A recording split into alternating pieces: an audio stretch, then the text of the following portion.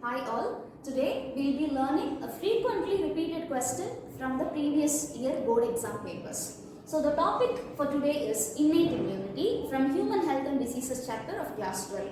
So innate immunity, if we give a short recall of the innate immunity, it is a non-specific type of defense which is present at the time of our birth. Okay, so this acts by providing barriers, creating barriers for the pathogens entering our body. So it acts by providing 4 barriers. We have to learn the barriers in these 3 headings. So each and every barrier, like what is the type of barrier and examples of the barrier and how it acts. This is how we are going to learn the 4 types of barriers of innate immunity. So the first one will be physical barriers. In physical barriers, skin is the first and the foremost thing. And skin will be considered as the main barrier which prevents the entry of microbes. So every barrier we should know how it acts. So skin will be preventing the entry of microbes inside our body. Second barrier of physical barrier will be mucus coating.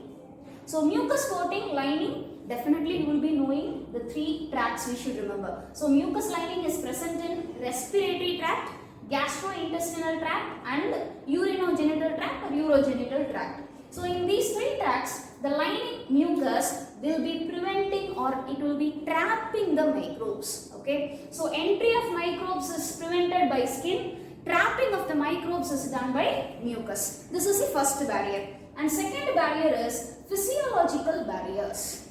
So here in physiological barriers we have 3 barriers which is present in our body. First one is HCl which is secreted in our stomach, and saliva which is produced in the mouth, and the tears which is from eyes. So all these 3 will be providing physiological barriers. So how do they act means they will be preventing the growth of microbes. Please do note down these 3 points, how different barriers act different way.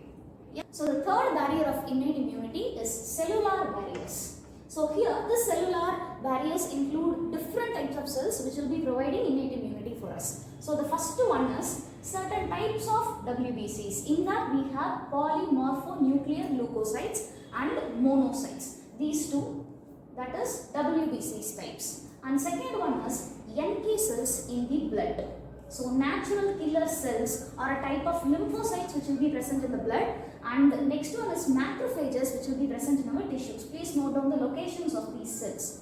So these 3 group of cells will be providing cellular barrier, and how do it act means it will phagocytize and destroy the microorganisms. So first barrier we saw it will trap and it will prevent the entry of microorganisms. Second barrier we told it will prevent the growth of microorganisms. Third barrier now it is phagocytizing and destroying the growth of microorganisms. Last barrier is cytokine barriers. So cytokine barrier example will be interferons. So these interferons are actually proteins which is produced by the virus infected cells. Certain cells, if at all it is infected by viruses in the body, the virus infected cells itself will produce a protein known as interferons. Okay, so this interferon will be protecting the nearby non-infected cells. It will not allow the virus to use the non-infected cells machinery. So virus depends on our machinery for replication, isn't it?